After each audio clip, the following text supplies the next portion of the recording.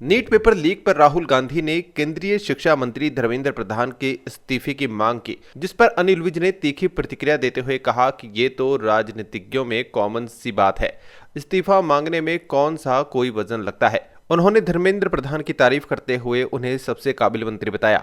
उन्होंने कहा कि इंसिडेंट हुआ है और जैसे ही इंसिडेंट हुआ उन्होंने तुरंत कार्रवाई शुरू कर दी।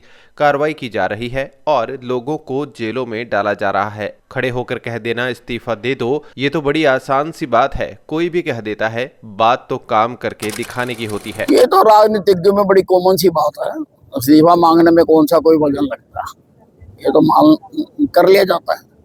धर्मेंद्र प्रधान जी हमारे सबसे काबिल मंत्री हैं और इंसिडेंट हुआ है और जैसे इंसिडेंट हुआ उन्होंने कार्रवाई शुरू कर दी है। कार्रवाई की जा रही है, लोगों को जेल में डाला जा रहा है। इसमें क्या क्या कमियां रह गई उसको देखा जा रहा है। अब खड़े होके कह देना इस्तीफा दे दो, ये तो बड़ी आसान सी बात है, कोई भी कह सकता है। बात तो काम करके दिखाने की होती है। पंजाब के मुख्यमंत्री भगवंत मान ने प्रधानमंत्री नरेंद्र मोदी की विदेश यात्रा पर सवाल उठाए, जिस पर अनिल विज ने कहा कि भगवंत मान को कानों में तेल डालना चाहिए, उनको साफ नहीं सुनता। प्रधानमंत्री जी ने बेवजह घूमने जाने वाले लोगों के लिए कहा है जैसे राहुल गांधी जी जाते हैं, जैसे उन्होंने 70 से 80 यात्राएं की है। प्रधानमंत्री जी देश के काम के लिए गए हैं। अब क्या मान साहब चाहते हैं कि देश का काम बंद करके देश के विदेशों के संबंध सुधारने के लिए ना जाएं, घर में चुप करके बैठा जाए। भगवंत मान जी को तेल डालकर अपने कान साफ कर लेने चाहिए, उनको साफ नहीं सुनता। प्रधानमंत्री जी ने बेवजह घूमने जाने वालों को लिए कहा है, जैसे राहुल गांधी जी जाते हैं, जैसे उन्होंने 70-80 यात्राएं की हैं, बेवजह जाने वालों के लिए कहा है। प्रधानमंत्री जी देश के काम के लिए गए हैं। अब क्या मान साहब चाहते हैं देश का काम बंद कर दें, देश के काम के लिए ना जाएं, देश के विदेशों के साथ संबंध सुधारने के लिए मत जाएं, घर में चुप करके बैठ जाएं? मान साहब को थोड़ा सा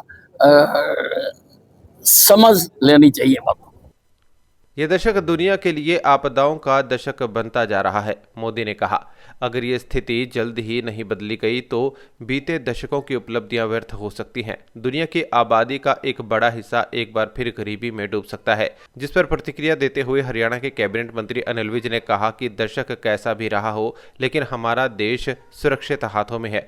प्रधानमंत्री नरेंद्र मोदी की छत्र छाया में इस देश के ऊपर आंच नहीं आ सकती। कोरोना आया, ऑपरेशन सिंदूर आया और भी कई कठिनाइयां आई हैं, लेकिन प्रधानमंत्री ने अपनी सोच से उन सब समस्याओं से सफलतापूर्वक देश को बाहर निकाला है और अब ये युद्ध की वजह से स्थिति उत्पन्न हो रही है।